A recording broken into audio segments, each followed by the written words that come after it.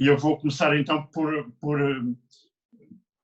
te enquadrar aqui nesta conversa, que é uma conversa que começou para fazer aqui um levantamento das situações que se foram desenhando durante a pandemia, a partir do momento em que, a 10 de março, foi decretado o estado de pandemia, e por detectar-se que havia várias iniciativas que estavam a ser feitas, muitas vezes até de solidariedade entre pares, e tu foste um dos protagonistas que eu encontrei de uma iniciativa.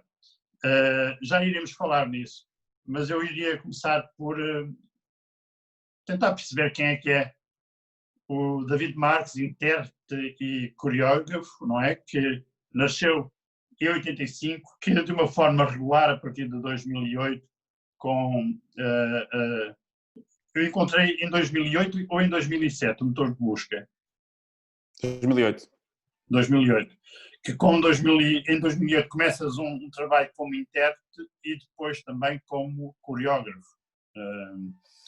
Tanto em Portugal como também em França, tens estado também noutros países, e, pelo que me apercebi, tens sido apoiado ao longo da tua carreira, a maior parte dos teus trabalhos, pela GDA, pela Gulbenkian e pela Direção-Geral das Artes.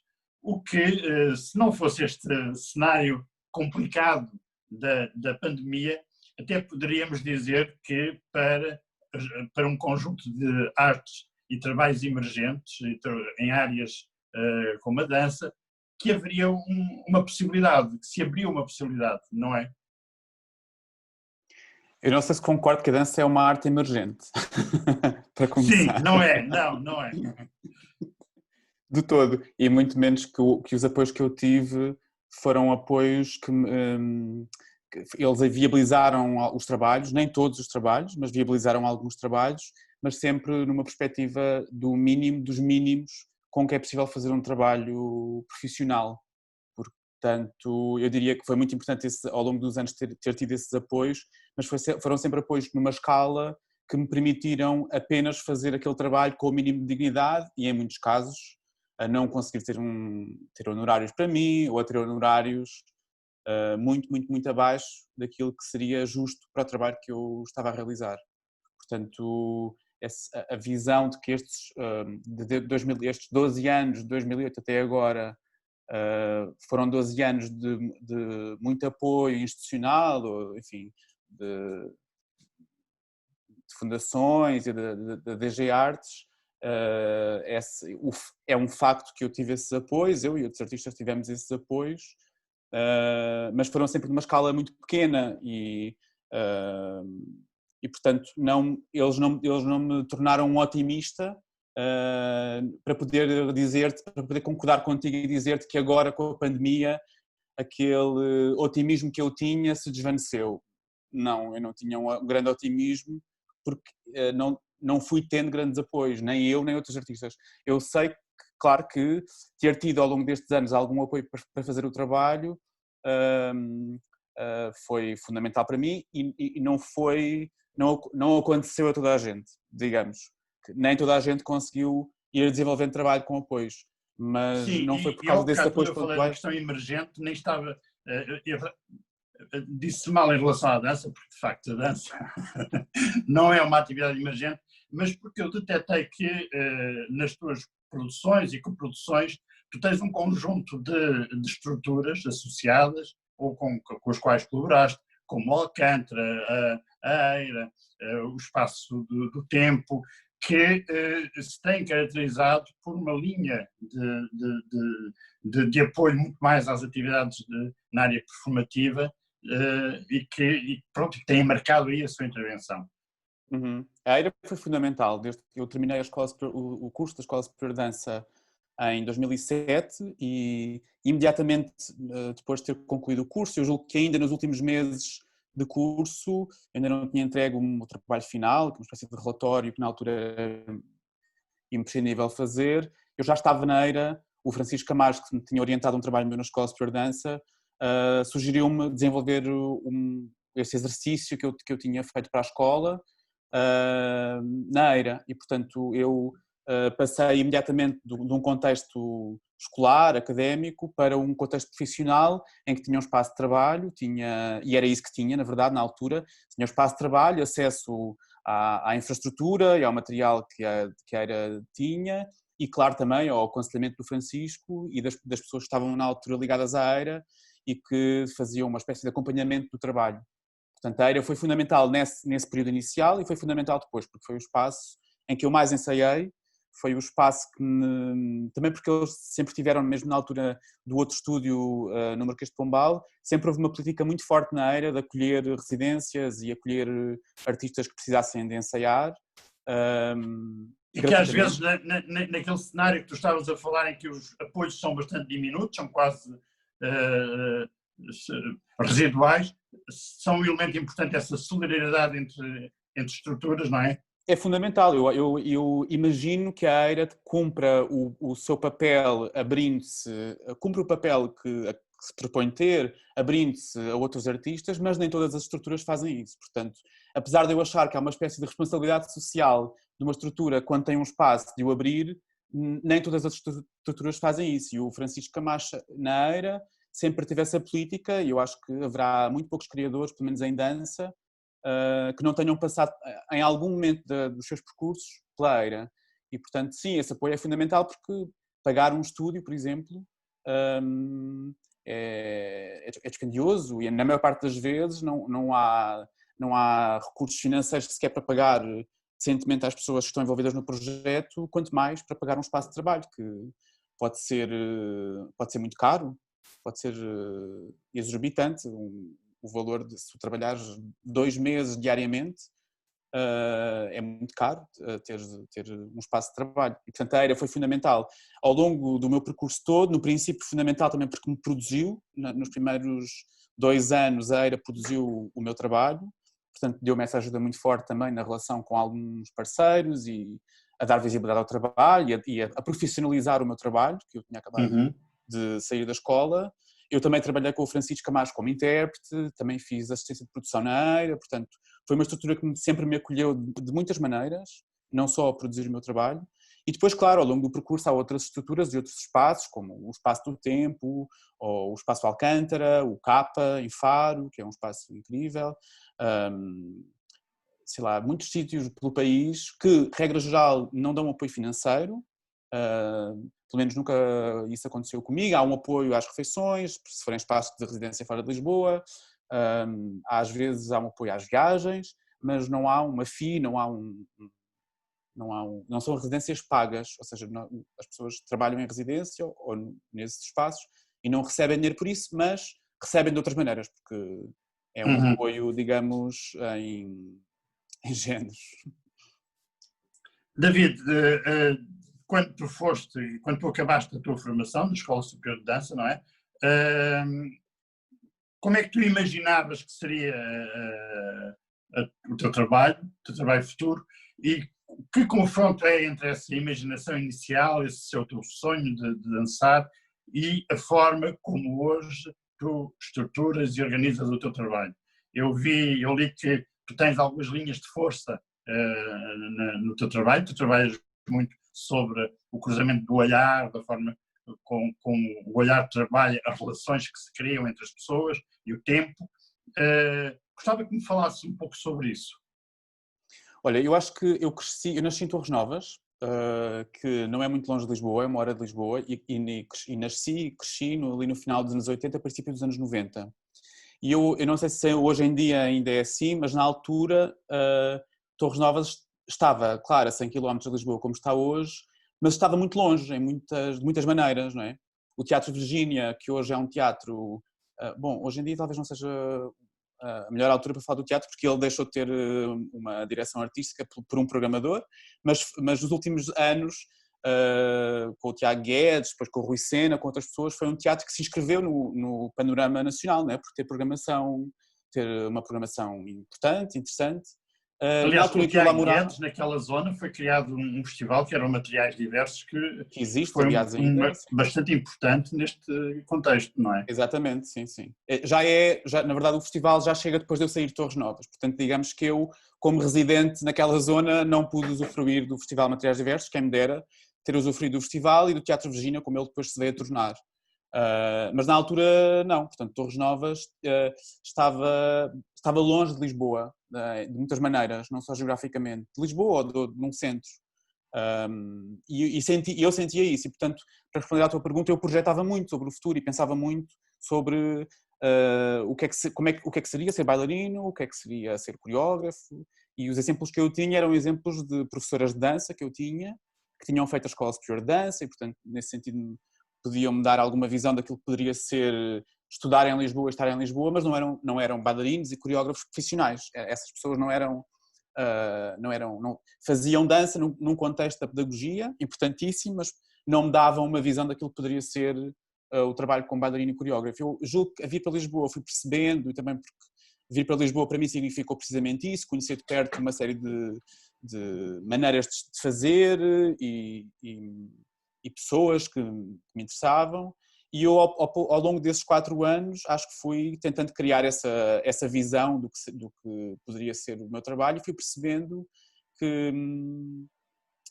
Eu julgo também que a escola tem, na Escola Superior de Dança, apesar de eu achar que há alguma falta de profissionais a dar aulas na Escola Superior de Dança, em geral nas escolas artísticas acontece isto, não há muitas pessoas que sejam de facto artistas digamos, em ação, ou que estejam no presente da criação, que deem aulas na Escola Superior de Dança. E, portanto, apesar de eu não ter tido esse acesso através da escola direto ao que seria o mercado de trabalho, houve pessoas como o Francisco Camacho, como a Clara Andermatt, que nos deram aulas e que foram à escola e, portanto, nos permitiram aproximarmos de uma ideia do que seria a prática de criação artística.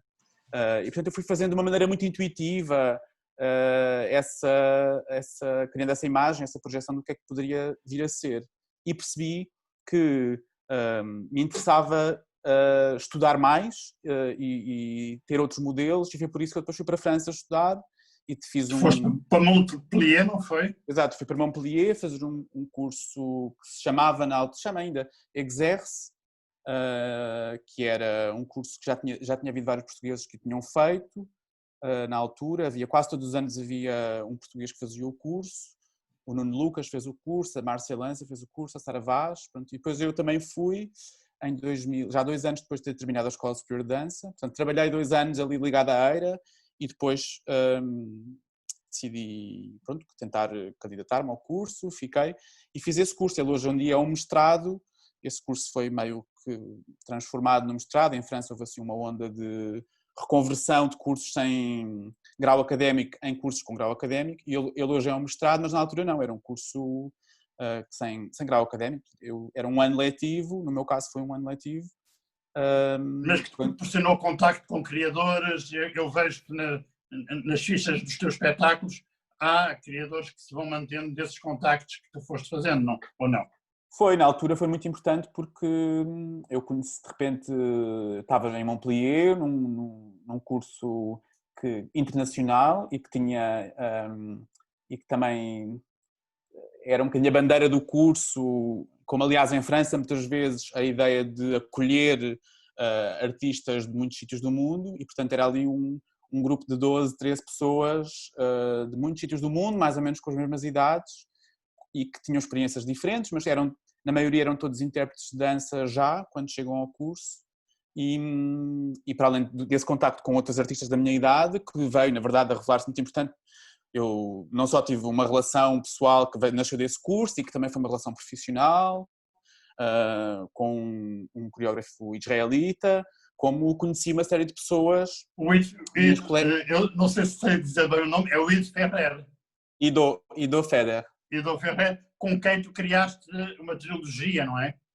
Exato, nós conhecemos lá durante o Exerce e depois fizemos 3 peças juntos, em parceria, 3 cocriações, que criámos e interpretámos.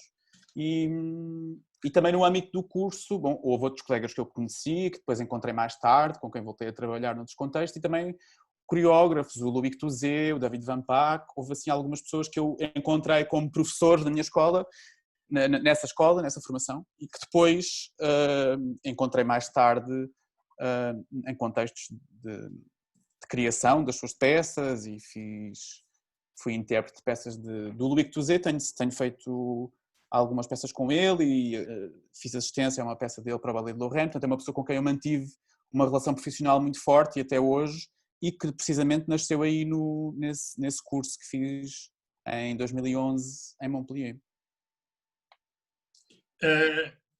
Eu vejo que nos seus trabalhos, que eu não conheço, mas que, pelo que eu tive a investigar, que tu tens feito um crescente trabalho coreográfico, onde, a par dos solos, onde tu danças, também trabalhas com outros bailarinos e, portanto, essa vertente coreográfica é mais forte. Em termos desse aspecto, o que é que tu tens, o que é que tu investigas, o que é que te move quando tu trabalhas com os corpos dos teus intérpretes? Eu só comecei a trabalhar com outras pessoas como intérprete em 2017. Exato. Até aí eu tinha feito, sobretudo... Com a Ressaca, não foi? Foi com a Ressaca, sim. Tinha feito tinha feito solos ou duetos, e em 2017, com essa possibilidade de fazer uma peça na Culturgest, que na altura tinha o aconselhamento para a programação, acho que é assim, das artes performativas, da dança, era do Gil Mendo, portanto eu tive essa oportunidade de apresentar a peça aí e na altura pareceu-me que faria sentido ser uma peça em que eu não fosse intérprete, como tinha acontecido até aí, e que pudesse trabalhar com intérpretes que eu admirava, com artistas que eu admirava no fundo, que eles não são só intérpretes, e é assim uma peça para 4 pessoas, na verdade, são 3 bailarinos e um músico, cantor, performer. É diferente esse contexto de te colocares como intérprete e coreógrafo? Olha, eu acho que as duas coisas informam-se mutuamente. Eu acho que o trabalho que eu faço como intérprete para outras pessoas ou no meu próprio trabalho informa o meu trabalho como coreógrafo, diretor, enfim, dos projetos, porque as práticas elas são as mesmas e a ética é a mesma. Há uma série de coisas que eu não tenho vontade de fazer como intérprete, nem tenho vontade de fazer como criador. Há uma série de coisas que tu não tens vontade de fazer como intérprete? Que eu não farei, que eu não quererei como fazer. Por exemplo? Não sei, eu acho que eu não tenho vontade neste momento da minha vida de estar em cena e representar alguns papéis de género, como eu às vezes vejo e como eu próprio já fui confrontado com eles. Não tenho vontade, eu sou um artista gay, sou um homem gay, eu não tenho vontade neste momento de estar em cena, por exemplo, a representar um certo tipo de homem, por exemplo. Ou não tenho vontade. Há uma série de coisas que hoje em dia não tenho interesse e não tenho vontade, não acho que eu seja a pessoa certa para fazer. E, portanto, isso nem como criador, nem como intérprete me colocarei nesse lugar, acho eu. E aquilo que se descobre a trabalhar, a pesquisar como intérprete, informa aquilo que eu depois posso ter interesse em trabalhar quando estou a criar um projeto meu. Eu vejo isso muito na minha relação com o trabalho do Loïc Touzé, por exemplo, que eu tenho seguido, porque tenho trabalhado bastante com ele, e eu sinto que o trabalho dele se infiltra no meu trabalho, e com certeza aquilo que eu penso e a maneira como eu me relaciono com os materiais do meu trabalho acaba por influenciar o trabalho dele, porque eu estou ali a pensar com ele o trabalho dele. Portanto, claro que o estatuto é outro. Eu quando sou intérprete, de certa maneira, me coloco num sítio que não é exatamente o mesmo que me coloco quando estou a dirigir outras pessoas, mas no fundo é sempre um trabalho de colaboração, é sempre um colaborador com outra pessoa, sejas tu que estás a liderar um bocadinho mais essa colaboração, ou sejas tu aquele que tem uma responsabilidade maior de entender algumas coisas sobre o caminho a seguir, mas eu não acho assim tão diferente. Olha, um dos teus últimos trabalhos, não foi o último, mas um dos teus últimos trabalhos, o Mistério da Cultura, já refletia um pouco refletia à sua maneira, mas refletia, ou pelo menos implicava a questão da cultura e da atividade cultural e do fazer cultural e do emaranhado, não é? Sim, sim. Queres falar sobre isso? Sim, na verdade foi um bocadinho a ressaca que me fez chegar, eu penso que foi a ressaca que me fez chegar a um lugar de onde eu depois fiz com o Tiago Cadete o Apagão, que era uma peça no escuro, fiz o Mistério da Cultura, que era uma peça de grupo, e fiz a Dança Sem Vergonha, que é um solo que eu estreiei agora mesmo, antes da pandemia, em março. Eu acho que a ressaca fez-me chegar, também porque foi uma peça muito complicada de fazer, porque não tive apoio nenhum para além da coprodução da Culturgest. Olha, está aqui o exemplo de uma peça para a qual eu não consegui ter apoio nem do Ministério, do DG Artes, nem de nenhuma das fundações. E o facto de eu não ter tido esse apoio e ter feito a peça numa espécie de ímpetu, talvez, de uma gigante teimosia e com a enorme generosidade da equipa com que trabalhei na altura, foi só por isso que a peça também pôde ser feita, porque eu tinha a ambição de a fazer com 4 pessoas, e claro. Mas foi essa peça que me fez, acho eu, perceber que havia uma série de coisas que tinham a ver com o fazer da dança, ou com a criação artística, seja no seu aspecto que tem mais dos recursos e das condições, seja do ponto de vista mais poético, do que de que dança é que me interessa fazer de facto, que experiência ou que tipo de relação é que eu imagino para os espectadores, dos espectadores com a cena. Eu acho que foi essa peça ter sido tão complicada e ter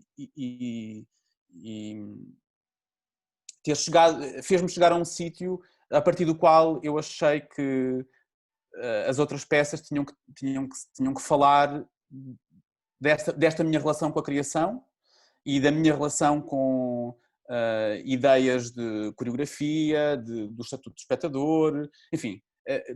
Eu acho que o meu trabalho se tornou um bocadinho mais autorreflexivo a partir da ressaca, exatamente porque foi uma peça que me fez pensar muito sobre se eu queria fazer mais peças ou não, se aquela era a última peça que eu fazia, porque era muito difícil. E, portanto, é uma peça muito importante para mim porque marca assim, uma mudança, não sei uma mudança, mas o desenhar de um campo de trabalho que me interessa particularmente e que eu sinto que ainda existe em mim de uma maneira muito forte. Ainda me interessa falar sobre essas coisas. Eu acho que o teu último trabalho foi o último espetáculo que eu vi antes da pandemia, creio eu, ou então foi talvez um dos últimos, em que tu dançavas, e eu lembro-me de um aspecto bastante curioso, que é tu ias coreografando de uma forma implícita as relações do público com o próprio espaço. E isso era bastante interessante porque fazia com que as pessoas que estavam lá dentro fossem também elas construtoras, de certa forma, do espaço e da coreografia do espetáculo. Sim, a Dança Sem Vergonha tem essa particularidade de ser na verdade, o público está comigo no dispositivo cênico, é uma sala que está dividida em 3 espaços por stores. Esses stores permitem ver de um espaço para o outro, em alguns locais melhor, noutros pior, mas criam uma espécie de buraco de fechadura por todo o lado e, portanto, o público é livre de circular por onde quiser. Cada espaço é mais ou menos associado a um tipo de espaço onde eu proponho que exista dança, um estúdio de dança, um quarto e uma pista de dança, e o público pode circular à vontade por esses 3 espaços, seguindo-me. Há um DJ que está em cena no espaço da pista de dança, e, portanto, a música ouve-se nos 3 espaços, e o público vai-me seguindo na medida do que quiser, porque não há nenhuma obrigação de me seguir, mas eu vou-me movendo entre estes 3 espaços e vou propondo alguns materiais que uns têm uma relação mais ou menos direta com o público, mas sim, eu vou desenhando com o público o corpo do espaço, porque o público, ao ser testemunha, também está a fazer parte. E era um exercício extenuante do ponto de vista físico, eu lembro-me. Olha, é uma peça cansativa no sentido clássico do termo, né? Eu suo, transpiro, às vezes as peças são muito cansativas e nem por isso nós transpiramos muito. Mas aquela é cansativa também nesse sentido mais clássico, porque é mais ou menos uma hora de peça, eu estou sozinho, é um solo, apesar do o Joe estar lá, claro, o Joe Delon, que é o DJ, mas é cansativo nesse sentido, em que fisicamente há um trabalho intenso. Mas é uma peça que dá muito prazer fazer e também que eu descobri essa possibilidade de relação com o público e de proximidade nos termos que me agradam particularmente, que não são os termos do confronto, ou não são os termos da provocação ou da criação, do forçar a intimidade. Portanto, eu não estou a fazer nada disso, nem estou interessado nisso, apesar de, claro, por eu estar a mover-me no espaço e a aproximar-me, a afastar-me das pessoas, se estabelecerem relações, às vezes diretas, às vezes menos diretas, mas muitas vezes diretas, entre mim e as pessoas que estão a assistir, ou inclusivamente entre as pessoas que estão a assistir. Porque... Claro, porque elas têm que se mexer, têm que se mover, têm que Exatamente. encontrar uma perspectiva de ver. Exato, então facilmente eu estou a olhar para o performer, mas estou a ver através do performer alguém que também está a ver o performer e pronto. Aliás, eu nesse espetáculo, ao ler, quando estava aqui a encontrar coisas, a cuscar-te para tentar preparar esta conversa, e ao ver que intencionalmente trabalhas sobre o olhar e pretendes trabalhar sobre o olhar, lembrei-me logo dessa peça, porque essa peça instala várias estruturas do olhar, não é? O olhar do público, o olhar de uns para os outros, ou seja, convocando os outros também como intérpretes desse espaço imaginário que se cria, mas também tinhas o vídeo, que depois criava ainda outra plataforma do olhar, não é? Que é um olhar muito contemporâneo, que todos nós já não vivemos sem o ecrã. Mesmo, e na peça nesse espaço que é o espaço do meio, que é um quarto, há uma cama, há umas plantas, há uma cadeira, e há também uma mesa com uma televisão, com um ecrã, onde está durante a peça toda a ser transmitido está a ser transmitida uma captação em modo câmara de segurança, reality show, pronto, troquei um bocadinho nessa linguagem da câmara de segurança.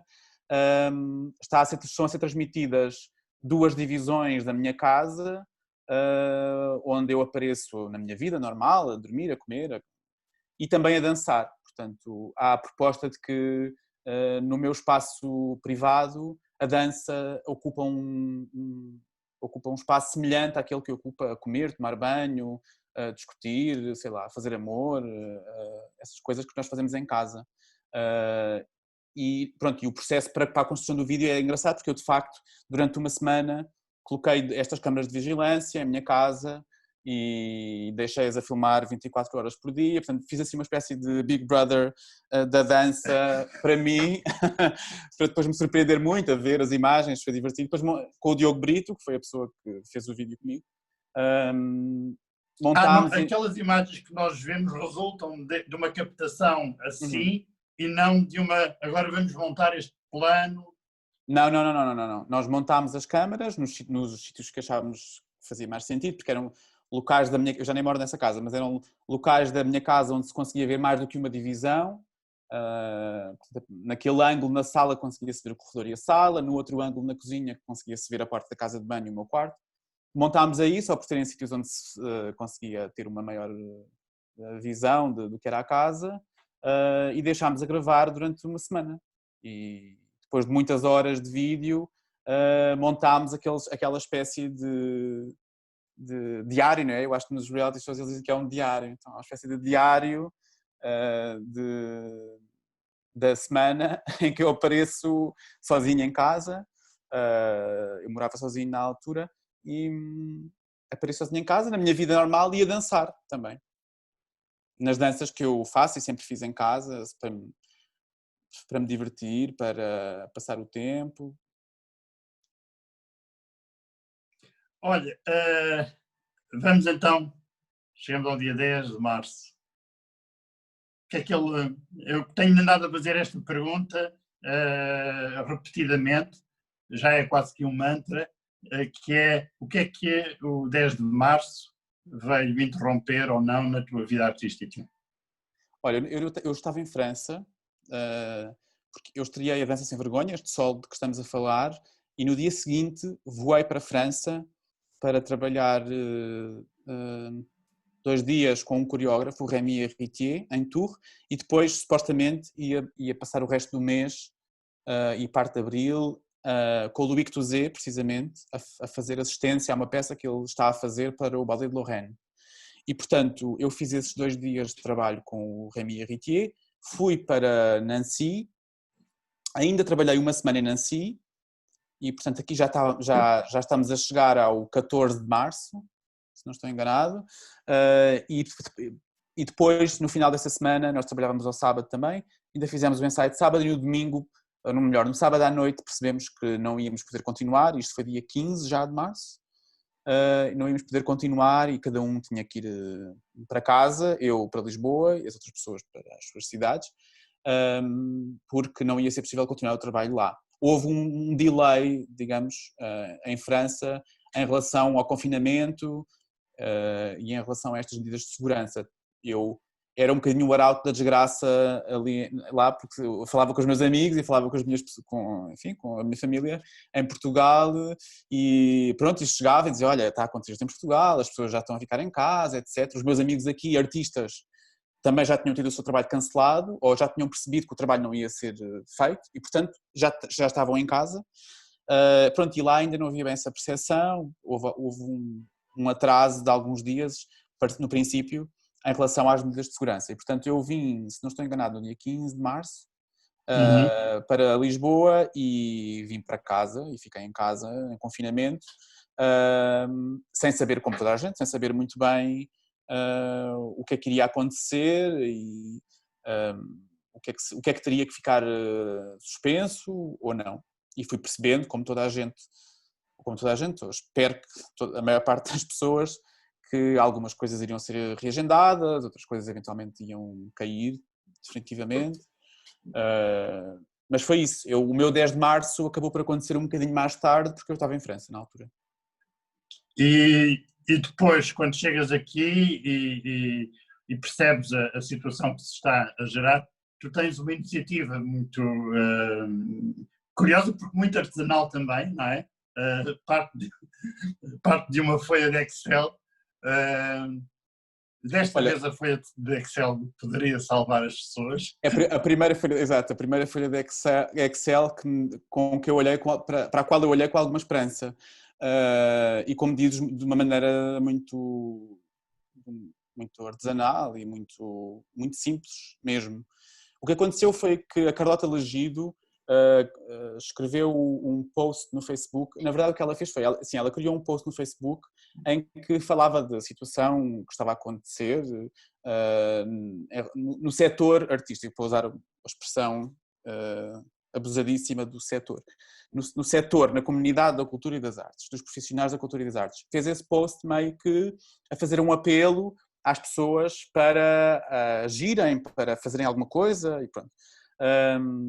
E criou um grupo no Facebook, a ação... Aliás, deixa-me só interromper para dizer uma coisa. Eu, para a semana, se tudo correr bem, irei falar com a Carlota exatamente sobre isso. Ótimo. Então eu não vou alongar porque ela saberá explicar melhor, porque partiu dela. Mas pronto, ela criou a Ação Cooperativista, que foi um grupo no Facebook, que tinha, julgo eu, no início, apenas mais ou menos 60 pessoas, e muito rapidamente eu estava em casa... Bom, na minha vida de início de quarentena, a tentar entender o que é que iria ser o meu tempo e a minha vida, e etc. E a Carlota chama-me para esse grupo de Facebook. Eu percebo que há ali a intenção de criar pelo menos um grupo de diálogo no Facebook. Não havia, acho eu, na altura, uma intenção muito definida do que é que o grupo seria ou para que é que ele serviria. E rapidamente, em trocas de mensagens públicas no grupo, eu pensei, eu acho que é necessário fazer alguma coisa e não podemos ficar à espera Com certeza haverá pessoas, isto já foi talvez a meio de abril, haverá com certeza pessoas que já estão em situação de dificuldade porque já não vão receber aquilo que achavam que iam receber, ou não tinham perspectivas de receber nada e agora muito menos, porque não vão ter trabalho, não vai poder surgir de repente um trabalho para fazerem para poderem pagar a renda. E o que pensei foi, bom, é preciso fazer alguma coisa já, e pensei, ok, vamos, o que é que podemos fazer? Podemos criar uma lista de contactos de pessoas que estejam numa condição financeira ainda mais ou menos confortável e que possam ajudar outras de maneira voluntária, que tenham vontade de apoiar outras pessoas financeiramente, seja a pagar o supermercado, seja dar algum dinheiro semanalmente, etc. E criei uma folha de Excel muito, muito, muito simples, como dizes, muito artesanal, muito básica, onde as pessoas se poderiam inscrever, deixar as pessoas que queriam apoiar, portanto, não é uma folha de pessoas que necessitam de apoio, mas é uma folha, uma base de dados de pessoas que estão dispostas a apoiar. E, portanto, há umas opções, a folha existe e está a funcionar ainda, há umas opções de apoio que eu defini, de montantes ou de tipo de apoio. As pessoas colocam uma cruz no tipo de apoio que podem dar, deixam um contacto, um e-mail, um telefone, a maior parte das pessoas deixam um e-mail e alguém, desde que seja profissional da cultura e das artes, portanto há essa ideia de criar um apoio que se circunscreva a esta comunidade, que como outras é bastante frágil, porque não tem, no nosso caso, não tem pelo menos um ministério que lute verdadeiramente pelos nossos direitos e pelas condições mínimas de Tem um Ministério da subsistência. Cultura, é? Não, estou a dizer que no caso da nossa comunidade não há... tem o Ministério da Cultura. Tem. Sabes que eu próprio me engano nestes títulos com trocadilhos, nas minhas próprias peças já eu próprio me engano, mas é um gigante Ministério da Cultura. Eu acho que cada vez menos é um mistério, sabes? Eu acho que cada vez mais é claro que houve e há pouquíssima iniciativa e muito pouco comprometimento de parte do governo em tomar medidas de facto que apoiem, pelo menos socialmente, com dignidade, os profissionais da cultura e das artes, porque os apoios da segurança social não chegaram a toda a gente, aliás, não chegaram a muita gente, por várias razões, não é? Basta teres uma dívida à segurança social, basta não estares inscrito naquela altura, em março, para já não poderes pedir aquele apoio, etc. Portanto, houve uma série de pessoas que deixou de oferir um rendimento e que não tiveram apoio por parte do Ministério que supostamente as tutela, e pronto, eu pensei nesta maneira de criar um apoio informal, direto, em que não há intermediários, ou seja, não chegam a mim pedidos de apoio que eu reencaminho para ninguém. A ideia será, com os problemas que isso pode acarretar, claro, de constrangimento, enfim, mas partir do princípio que poderíamos entrar numa nova fase das nossas relações sociais, em que nós somos generosos e em que nós não nos criticamos, não nos julgamos, em que não temos constrangimento de viver uma situação económica frágil num determinado ponto da nossa vida. Partir desse princípio que podíamos cultivar esse tipo de relações e que as pessoas que necessitassem de apoio poderiam contactar então quem tivesse inscrito no Excel e definir com essa pessoa, a partir da intenção de apoio que a pessoa lá deixa, como é que podem criar uma relação de apoio durante um mês, que pode ser renovado e tal. E foi aquilo que me pareceu que no seio da ação e com muito poucas ferramentas, porque a ação não era sequer uma associação e, portanto, era um tipo de apoio, muito informal, uma ferramenta muito básica, mas que aparentemente, pelo que eu tenho percebido... Qual é o feedback que as pessoas, tanto de um lado como do outro, te têm dado sobre isso? Olha, há muitas pessoas preocupadas que sabem que eu iniciei o apoio e que me escreveram a dizer eu não fui contactado, eu ainda não estou a apoiar ninguém. Pronto, neste momento há 270 e tal pessoas inscritas para dar apoio. Eu acho que não há, provavelmente, parece-me, metade sequer dessas pessoas que estejam a dar apoios. Se bem que esse feedback é muito difícil de ter, porque é claro que houve muitas, apesar de eu a certa altura ter começado a pedir às pessoas que estavam inscritas para me dizerem se estavam a apoiar alguém e também o nome da pessoa que estavam a apoiar, portanto eu seria a única pessoa dentro desta estrutura que saberia quem estava a apoiar quem, porque percebia a certa altura que poderia haver algum problema de acumulação de apoios, pessoas pediam a muita gente e recebiam muita gente e se criar alguma situação de injustiça. Mas obviamente que as pessoas não me dizem todas, estou a dar apoio e é aquela pessoa, portanto há uma, digamos que aquela ferramenta promove uma autogestão e uma autonomia que faz com que eu próprio deixe de saber exatamente qual é o número de pessoas que está a ser apoiado ou que foi apoiado.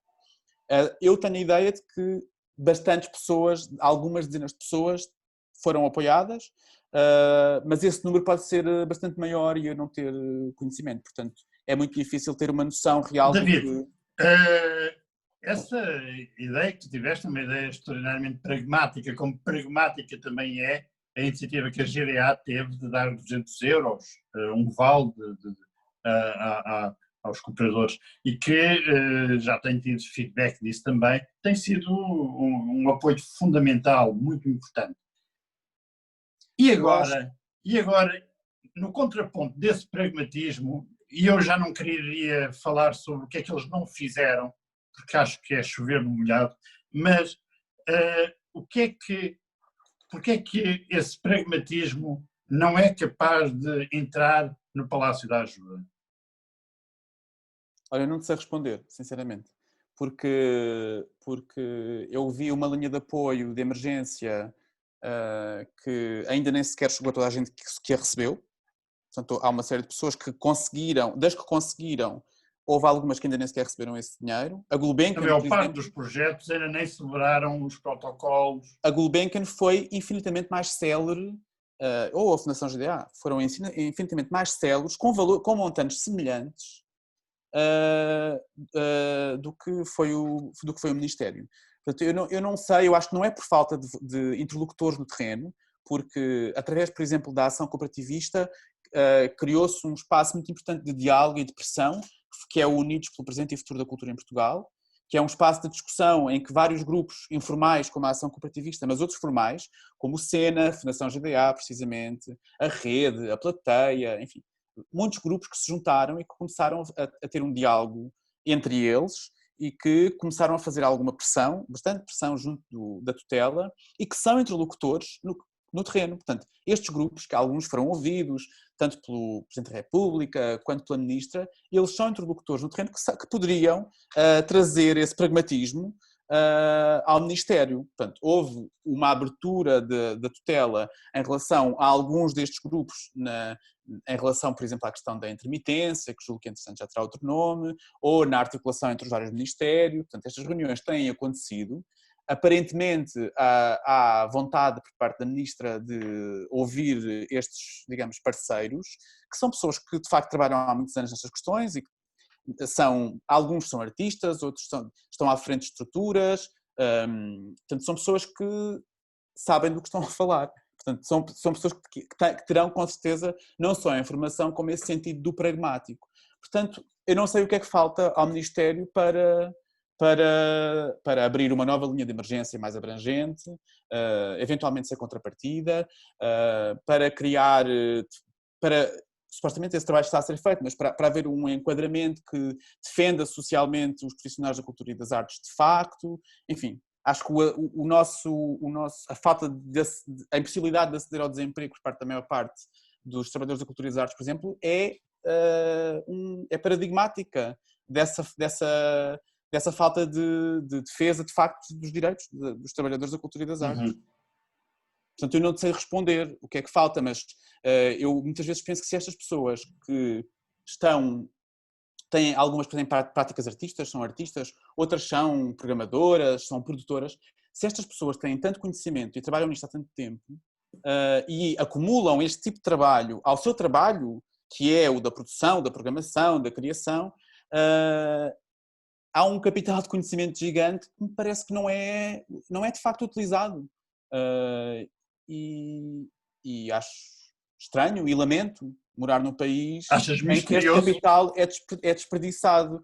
Olha, acho misterioso e por isso é que lhe chamei Ministério da Cultura, à peça de 2019. Nós na peça tínhamos assim uns lençóis muito grandes que tinham formulários da DG Arte impressos. Eram assim uns lençóis, uns tecidos muito grandes, tinham formulários da DG Arte impressos, depois eles cobriam-se e faziam-se uns fantasmas formulário de DG Artes. Essa para mim era assim a metáfora mais óbvia do espetáculo e que tinha a ver precisamente com esse mistério dos formulários e da burocracia, da excessiva burocracia da Direção-Geral das Artes e também do Ministério. Uhum. Mas agora, na verdade, essa metáfora ela parece-me quase irrelevante, porque já nem sequer é disso que estamos a falar, já nem sequer é de ser difícil aceder ao pouco dinheiro que o Orçamento de Estado tem para a cultura. Acho que estamos num ponto ainda mais complicado. Portanto, as metáforas têm que ser outras, já não podem ser essas. Termino com a pergunta inicial desta série de conversas. E agora? O que é que tu vês enquanto criador também? Como é que tu vês há alguma coisa que vai, utilizando esta metáfora, vai contaminar a tua prática, este tempo que nós vivemos?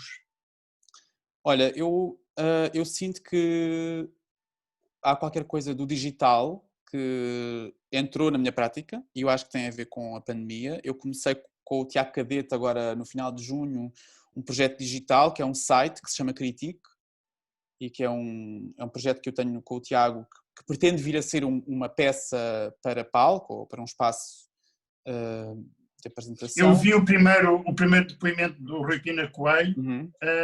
Portanto, o que é que não percebi ainda bem como é que aquilo se vai desenrolar até... Então, olha, o Critique é um site que é uma espécie de cena, portanto, é um espaço virtual onde há objetos, assim, uma espécie de cenografia, que fazem uma espécie de um spa, nós chamamos-lhe um spa de crítica, e cada objeto, destes objetos que semanalmente se vão acumulando, ou seja, de final de junho até setembro, todas as semanas há objetos novos que entram naquela cenografia virtual e a cada um desses objetos novos está associado a um conteúdo novo. Portanto, esse conteúdo pode ser ou uma proposta de reflexão que nós fazemos aos utilizadores sobre um espetáculo que eles viram na vida deles. Por exemplo, esta semana nós propomos às pessoas que nos falem de espetáculos que tenham visto e que eles relacionem com outros objetos artísticos e que nos expliquem essa relação. Portanto, vi a peça X e esta peça X fez-me pensar, de certa maneira, ou por esta razão ou por outra, no filme do João César Monteiro, porque não sei o quê. Nós propomos às pessoas... Estás a falar do Apagão? Exatamente, estou a falar da minha própria peça. Da minha e do Tiago, a Cadete. E, portanto, nós todas as semanas há uma proposta de reflexão nova e também há uma bibliografia que vai sendo atualizada. Nós vamos acrescentando livros a uma bibliografia que achamos que pode ser útil para as pessoas neste universo da crítica, e também há entrevistas a pessoas que fazem ou fizeram crítica de teatro-dança em Portugal.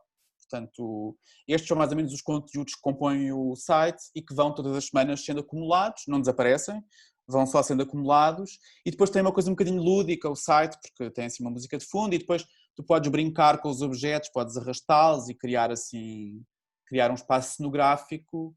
E a ideia é que isso vá servir como recursos para um próximo trabalho, é isso? A ideia é que não sabemos quando ainda, nem onde. Gostávamos muito de fazer em Lisboa em 2022, mas a ideia é que esta pesquisa, este trabalho, que é um trabalho de pesquisa, né, por falar com estas pessoas, é um trabalho de investigação para nós, no fundo, sobre a crítica, e também esta interação, digamos, com os utilizadores. Esperamos que também nos dê algum material. As pessoas mandam-nos as coisas anonimamente, claro, do seu computador, escrevem, fazem enviar e as respostas aparecem na nossa caixa de correio anonimamente, não sabemos quem é que nos diz o quê. E, portanto, a ideia é pegar neste material, tanto na investigação mais teórica ou das conversas que fazemos, quanto neste material que as pessoas nos enviam, e poder depois, a partir daí, mais tarde, fazer um espetáculo.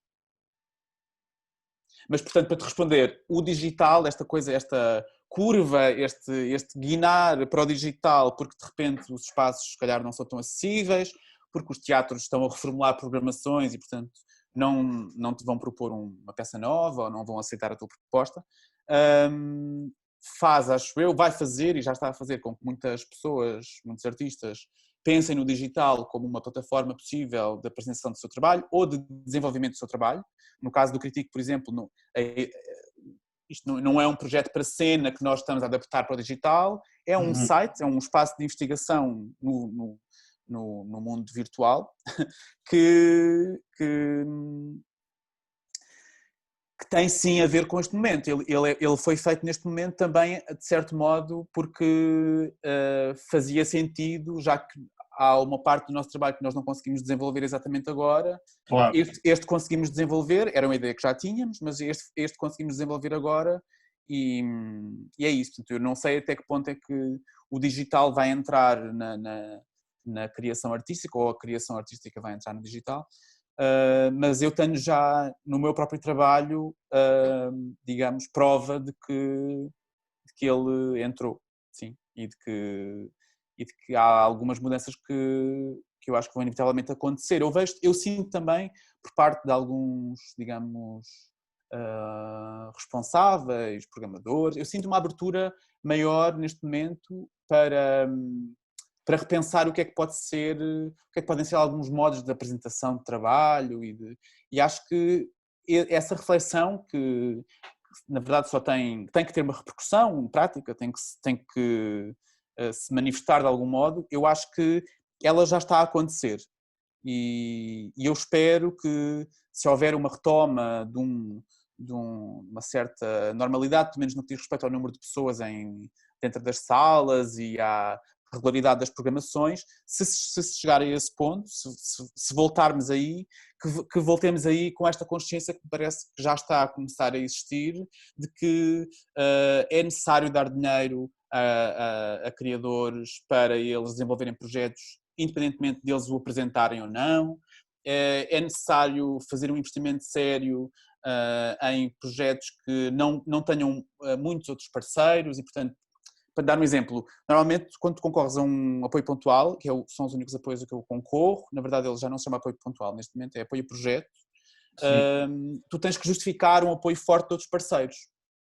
E só assim é que se justificares esse apoio de outros parceiros que não a Direção-Geral das Artes, só assim é que tens dinheiro da Direção-Geral das Artes, podes ter dinheiro da Direção-Geral das Artes.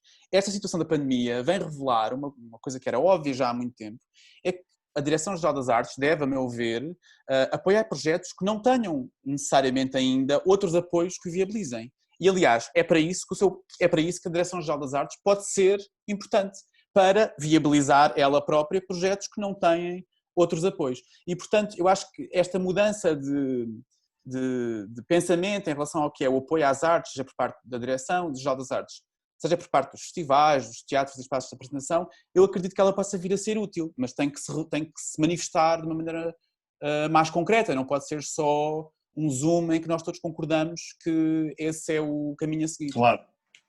Olha, David, a minha pergunta tinha um lado A e um lado B. O lado B é para uma pessoa que trabalha com o corpo, não é? Que dança, que o corpo é terrível. O que esta pandemia veio trazer ao corpo, aos corpos, à relação entre os corpos, entre as pessoas. Eu acho que há qualquer coisa na dança, nas artes performativas, que tem a ver com uma espécie de perigo iminente, não é? Que é meio... que faz sentido que esteja sempre presente. Um perigo iminente. Há sempre assim, eu acredito que a nossa presença ao vivo tem essa característica, não é? E se calhar isso também é que nos excita numa sala de espetáculos, é aquilo estar a acontecer e aquilo poder transformar-se numa revolução, aquilo estar a acontecer e aquilo poder ser uma morte a seguir, ou aquilo estar a acontecer, enfim, acho que há qualquer coisa, portanto, esse perigo da presença ao vivo e de estar vivo de alguém vivo à nossa frente a fazer alguma coisa, eu julgo que ele é muito importante e ele parece que ele meio que desaparece. Ou que há esta iminência desse desaparecimento desse perigo Mas ao mesmo tempo eu acredito que isto que está a acontecer agora, por exemplo, entre nós, não deixa de ser real e não deixa de ser o meu corpo e não deixa de ser a minha presença a manifestar-se de certo modo, seja pela minha voz, da maneira como eu me estou a mexer e não estou a olhar para ti. Se tu acharias eventualmente que eu assim estou a olhar para ti nos olhos, mas eu estou a olhar para os teus olhos neste ecrã. Mas eu acho que estes códigos, estas novas estruturas também, elas podem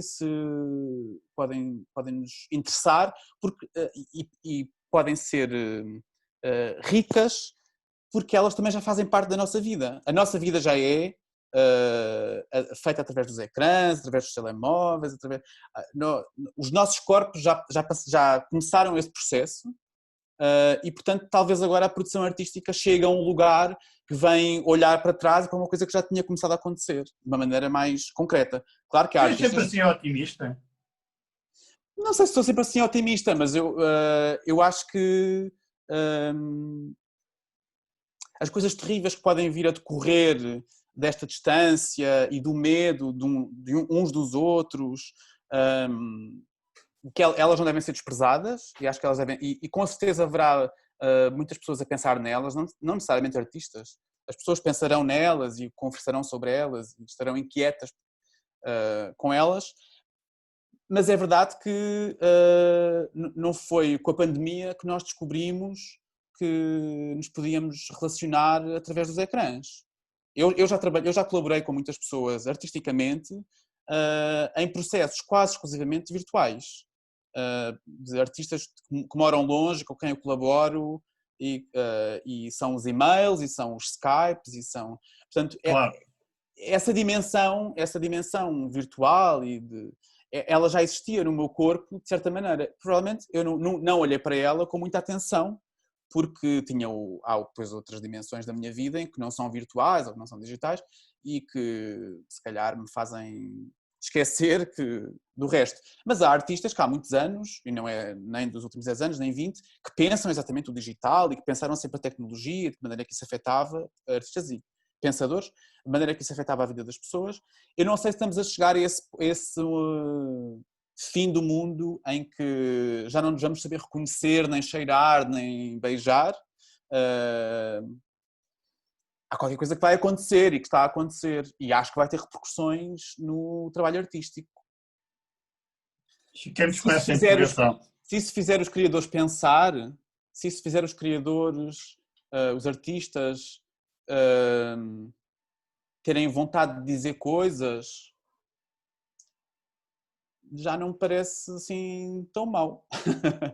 Pelo menos não estamos adormecidos, ou tão adormecidos. Ok, vamos ficar com essa questão. Um abraço, muito obrigado por teres acedido a participar nesta ronda. Obrigado pelo teu convite. Deus.